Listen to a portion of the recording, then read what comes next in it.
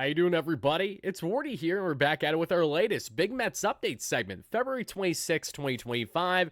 And today's show, we have to get into the dominance, which has been the polar bear himself and Pete Alonso to kickstart this year's spring training. We're going to further deep dive what has made Alonso look so great in the early goings of spring, how much of it all should we buy into this as fans, and ultimately, what are the other key takeaways so far this spring as the Mets fall through today against the Miami Marlins. So we will get into key performances from guys like Cabrera and Anthony Gose, two key relievers competing for a bullpen spot, and they're both looking very sharp to begin this spring training. We will also get into Paul Blackburn, who made his spring debut today, the first time since last year when he went down with the spinal fluid leak that he was on the mound for the Amazons. How did he fare today? As well as some not so good news on the Starling Marte front, which further reaffirms our video we dropped yesterday that the Mets trading him is a greater reality than ever before right now. And to wrap up the show a bit more on Acuna and how great he has looked thus far this spring training. Smash that like and subscribe as you first chime in. Let me know your initial reactions in the comments down below to it all.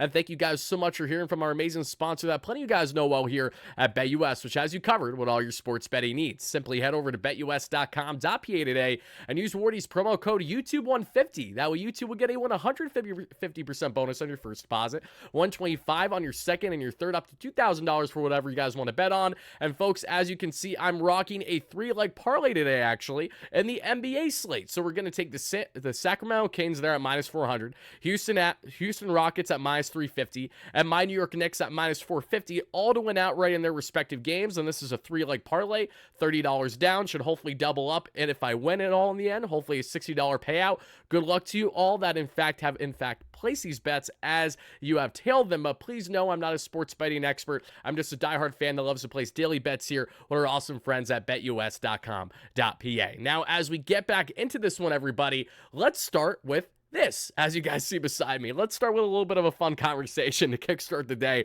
So I'm scrolling on Mets Twitter like each and every one of you, or X, however you want to call it, and we see Game Face, Kodai, Senga, and Edwin Diaz. If this doesn't have you intimidated as an opposing team to begin the regular season, I don't know what will. All jokes aside, Kodai and Edwin, two guys are certainly going to be carrying the weight for the Mets and many stretches this year, from Kodai on the rotation front, and for Edwin trying to close the door and be that dominant reliever that he has been throughout the majority of his career. But now let's get into the polar bear himself and Pete Alonso, because this is without question what I was so excited to talk about with each and every one of you today. Pete Alonso has been on a tear, guys. He ripped an RBI double for the Mets. He was the only man to really do anything notable offensively for them in their loss to the Miami Marlins today, as you guys can see. And there's something very notable about that hit right there. In case you're wondering what exactly that is, that's an opposite field double. That's over 100-mile-per-hour hit, oppo, by Alonso. The reason why I care so much about this is because Alonso has not hit for quality opposite field. Even when I think of spring training reps from recent years, I haven't seen him do something like that of quality that at least really stood out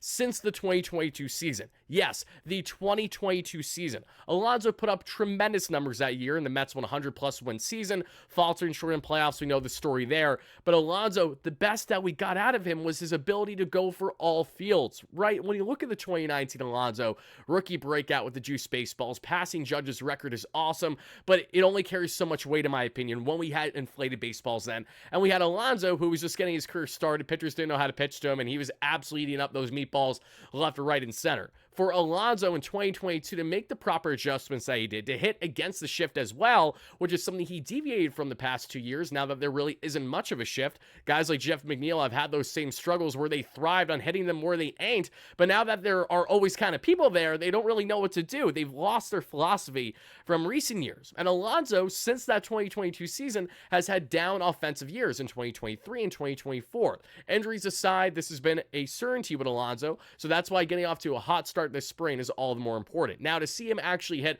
for power, even against it being, say, a minor league schmuck, whoever it's going to be, it doesn't change the fact that to see Alonso doing this in competitive game action is fantastic.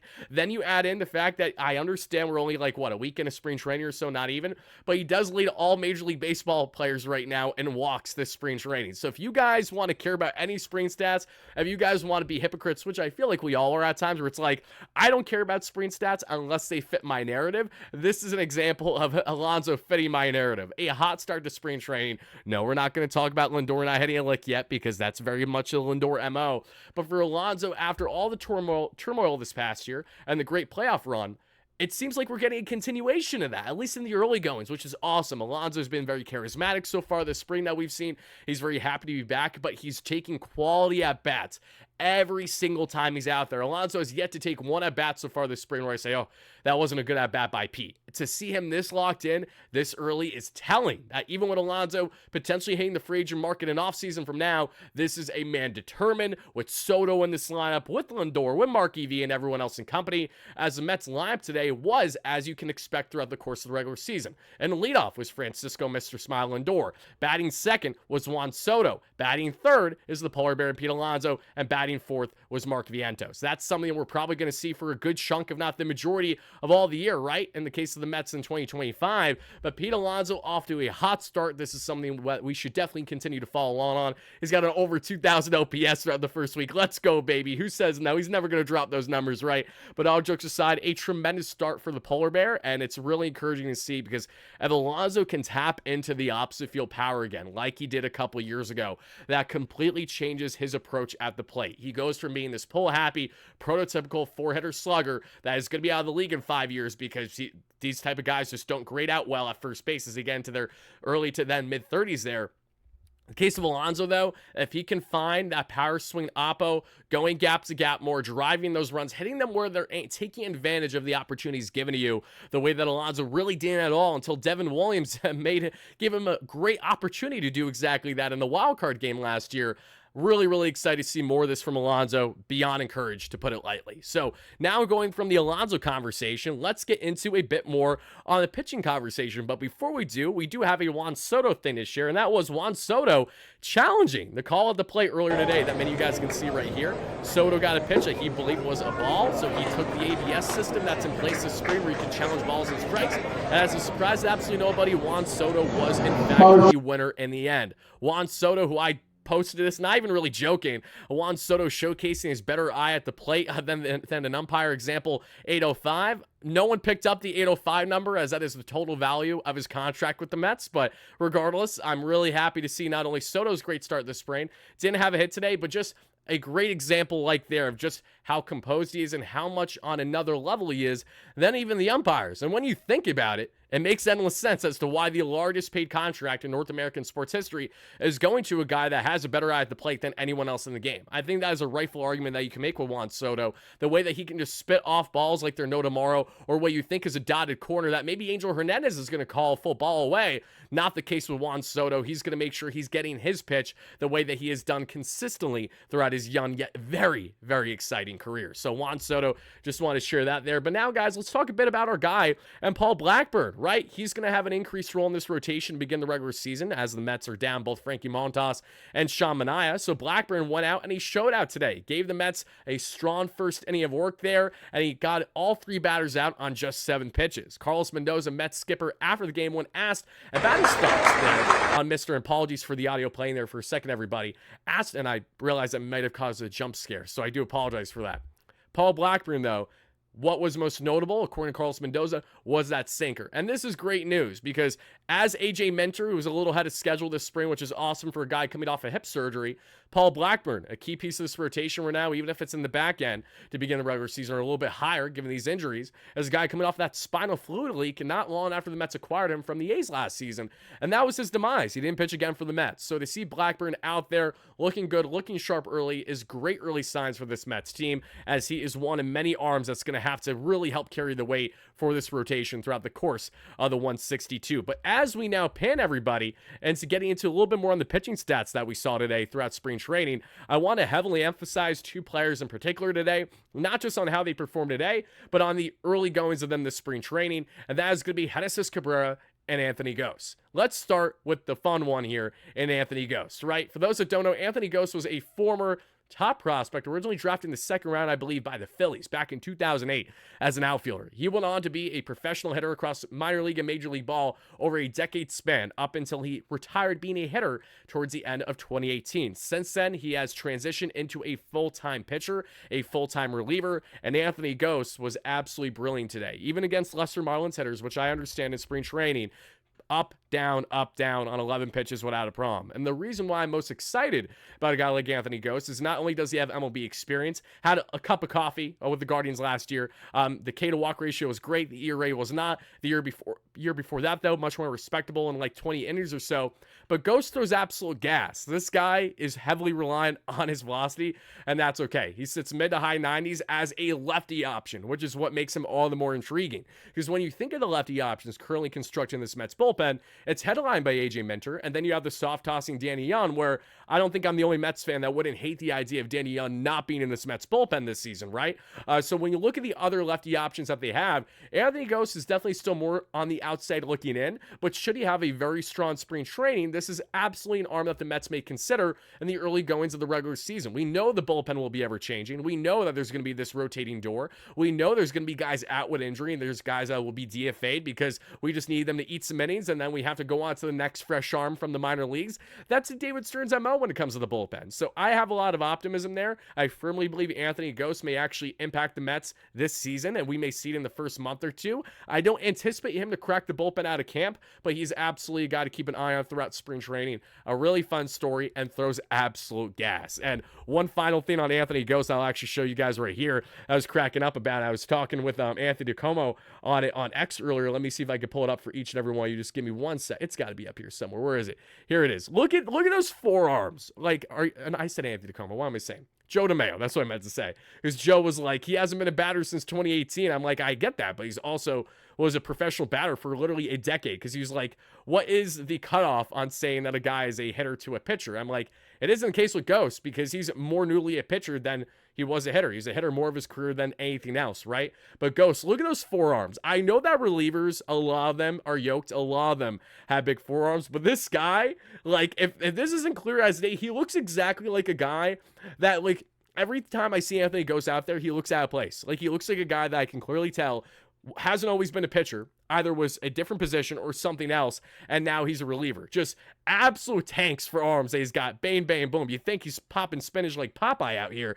But no, Anthony Gose is a Mets reliever option that we will continue to follow on this spring. The same way we're going to continue to follow on with another guy that I've been very happy to see, and that's Genesis Cabrera, right? A shout out to Pitch Profiler, who does a fantastic job on X every single day, giving you detailed advanced information on getting the best out of pitchers. Something that my man Isaac Rothman, a pitching contributor on our platform here on WardyNYM, does a great job doing as well and gets some of the information from. Well, as we saw Cabrera today, he had a nice 1-2-3 that we saw with a pair of strikeouts, and Cabrera was absolutely nails. You got the sinker, obviously, the slide piece, and he has pretty much two different types of slide pieces and the curveball, if it's not just combining the entire one. We saw him above league average there on the slider today, and when you look at the metrics as well, a little bit down here, I know they're very tiny, has him below league average on the four seam, but that's because they actually have a miscalculate. It's his slider is what that pitch actually is.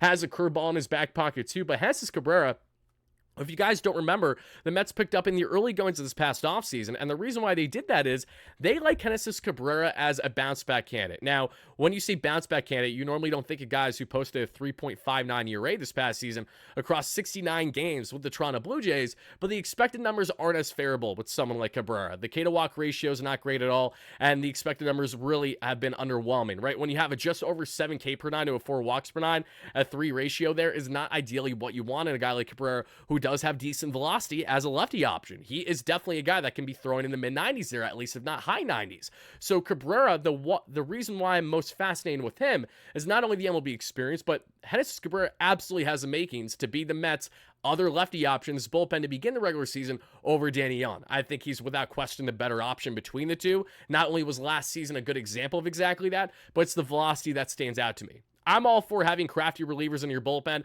I love the idea of having, say, one lefty that is like a Tanner Scott type, right? That now he's with the Dodgers, sadly, touching north of 100. When you have another lefty that maybe is a side armor, like a Tim Hill, for example, that doesn't top out beyond 89, 90 miles per hour. So deceptive, so different. That's how you help throw off hitters in both low and high leverage situations. In the case of Cabrera, though, I really like this pickup for him because he has a velocity, he has solid off-speed and breaking pitch makeup, and he has a type of arsenal that I think would bode well in this bullpen bullpen and be able to handle at times some higher leverage, whereas a guy like Danny Young, I can't sit there with the same confidence. I think that that's going to be the case. Cabrera has had plenty of success throughout his MLB career, and for the Mets to pretty much get him on a spring training invite is honestly a slam dunk move by David Stearns, because he easily, in my opinion, is going to be cracking this bullpen out of camp unless he is very underwhelming throughout the remainder of spring training up until this point, and say Danny Young gets the reins over him between the two. But right now, I think if you had to put them in order, in any particular order of the three, I think you have Jesus Cabrera leading the way,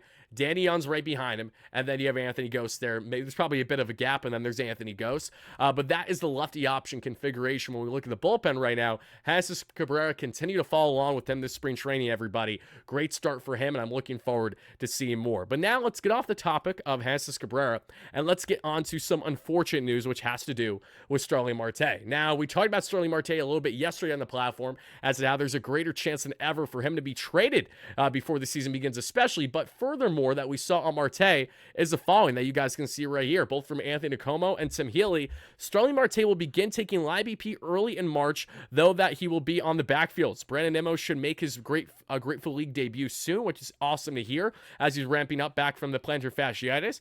Marte has been dealing with knee soreness since at least last summer, yet the Mets remain confident he'll be good to go. Carlos Mendoza said, and I quote, Marte has some good days and not so good days when it comes to his running progression. So Marte, who's already in his mid-30s plus, in his latter half now of his career, obviously a contract that's aged like milk in the sense of how much we invested for what we're getting.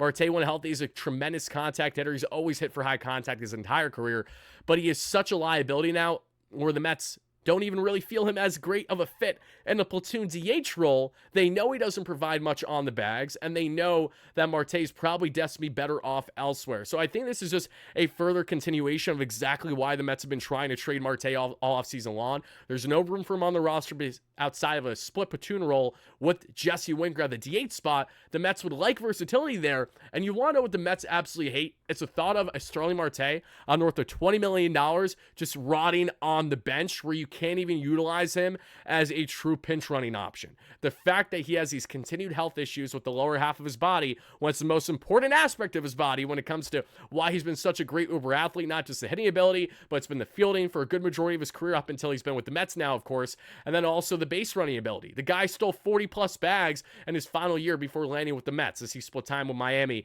and the Athletics. Now with the Mets, obviously, we're getting the latter half of his career, not ideal. So for any team that wants a aging Starling Marte where we're going to eat the majority of his contract in, by all means, step right up. We would love to pass him over, and we would love some pitching in return, anything that could help. And we broke down more what those pitching options could be in our video yesterday, so make sure to check that out in case you guys haven't already. And you know how we started the show talking about a guy like Kodai Senga? Well, Kodai did throw today, but he also gave up an absolute nuke to our guy Francisco Alvarez that you guys see right there. Senga struck out Ronnie Mauricio and doing some live BP too, which was cool to see. So those are kind of some of the key highlights that we've seen across Mets PSL today before the game began. And we also did see Carlos Mendoza talk about Daniel Nunez briefly, saying that he's not going to be in games anytime soon and that the Mets are taking it slow with him, and that he's still on track, and the goal is to have him ready for opening day. Good news is that Nunez, everything's been projecting right. The velocity's there. He's been sitting 96 plus already in the early goings of spring on the backfields. He's not going to be in games probably, I'd imagine, not anytime soon. Likely means he's still at least a week or two away from getting in game action. So I'm going to go with the assumption that Nunez won't be in games until maybe closer to what Mauricio is, which is around, closer to mid-March. Maybe it's going to be sooner than that. I could be wrong. Maybe he'll be in there in the first week or so of March. But either way, Nunez has yet to toe the rubber back in a spring game for the first time since he went down with injury for the Mets last year. And yes, I think there's going to be a reoccurring issue with Nunez and his health just because of this is a guy that hasn't really had this workload at the major league level ever before. And the Mets aren't going to be overly reliant on him. They can't be. They have to make sure they can't be because otherwise they're going to have a problem. But Nunez, when healthy and when right, is a really formidable setup option if you're not going to use a guy like AJ Minter, who I really view as like an Edwin Diaz light. He's got the fastball. He's got the slide piece. The fastball touches high 90s and the slide piece touches high 80s. Very similar to Edwin. Just obviously Edwin is special. Edwin is Edwin. And then you have Daniel Nunez. But Nunez broke out greatly as a guy who's been in the minor leagues for a number of years. And now we'll see what he can do for the Mets once he officially gets back out there towing the rubber, hopefully sooner rather than later. But let me make sure I didn't miss anything else. I believe we are all caught up with what I want to break down for each and every one of you today. Oh, almost. We saw the Mets drop this kind of cryptic post earlier on what is dropping March 7th. So they showed the OG home run apple there in Union Square, and then they put right here, welcome home. And then it says 3/7/25. Right away, this is what some fans thought, and I think the absolute same. There is a company called New York or Nowhere who make tremendous merch in general, whether they partnered with the Yankees in the past, they partnered with the New York Rangers, the New York Knicks, what have you. I've seen them collab with all of them. It makes sense it's going to happen with the Mets now, especially that we got Soto. So we're, not necessarily just in a big market, but we're actually going to start to be appreciated like the big market team that we are. That is exactly what's going to be happening. Shout out to Kyle as well here on X, who does a great job. He works through Barstool, I believe, for posting this earlier on. We actually saw last year someone post this New York or Nowhere Mets hat, and it says be on the lookout. It's going to be dropping spring 2025. So clearly that's exactly what's happening. It is a New York or Nowhere collab that'll be dropping. So for any of my Mets gearheads that love to get really cool, fashionable clothing, hats, gear, especially when you look at street style, New York or Nowhere is some of the best in the game right now. And there was one final thing I want to show you guys, and I want to give a shout out to Daniel Wexler, who is as much of a Mets head on X as ever. I'm convinced that this guy doesn't sleep, and all he does is tweet about the Mets every single day. He's always locked in on them. And Daniel came across a great piece from Eno Saris, Pitchers List, and Lance Brzezowski, who are all fantastic pitching minds.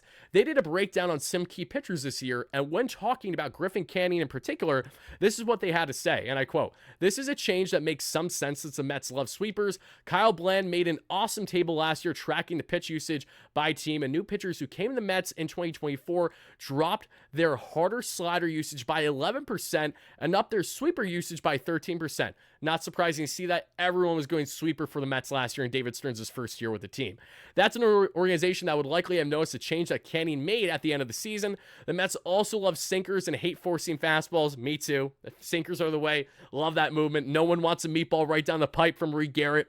And that same table with Kyle Bland, we see that the Mets had new pitches drop their four-seam usage by 18.2%, new pitchers rather, and increased their sinker usage by roughly 18% from the previous season, which is great news for Canning. Last season, the Mets got great success out of Luis Severino by recognizing his four-seam was no longer dominant and reduced his usage and utilized more leaning on that sinker. That's exactly what they plan to do here with Griffin Canning, who has solid off-speed and breaking pitch makeup, but also his batting practice in the American League. I'm pretty sure gave up more home runs than any other starting pitcher in the American League last season. So, meatball the fastball. Let's get out of here. Let's add the sink piece. And let's get some things going with Griffin Canning, who the Mets have a lot of optimism in so far this spring training. But guys, that is going to conclude it for our latest Big Mets update segment. I hope you all enjoyed. If you did, please smash that like and subscribe on your way out. Let me know your further takeaways down below. Actually, I'm an idiot. I'm so sorry. Final one, because I didn't mention this in the start of the show. Where is my guy, Luis Angel Acuna? I know you're somewhere. Acuna got reps at third base today, as well as you guys can see right there. First time professionally he's ever played